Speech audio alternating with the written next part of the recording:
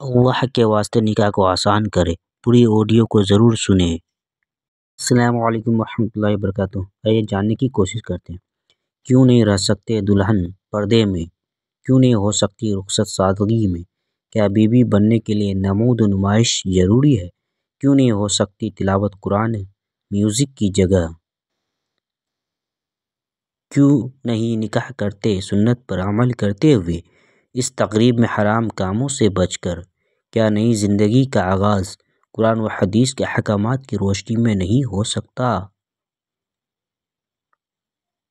क्या रिश्ता के आगाज़ के लिए नाच गाना इतना ज़रूरी है कि शादी वाले घर स्पीकर न आए तो कहा जाए कि मज़ा नहीं आया, पता तो चले फ़लाँ के बेटे बेटी की शादी है?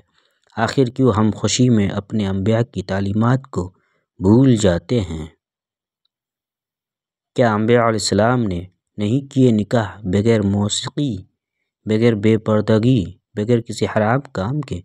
क्या लोगों की बातें इतनी अहम है कि अपनी ज़िंदगी के आगाज़ को ना चाहते हुए भी हराम कामों से सजा लिया जाए कि लोग क्या कहेंगे?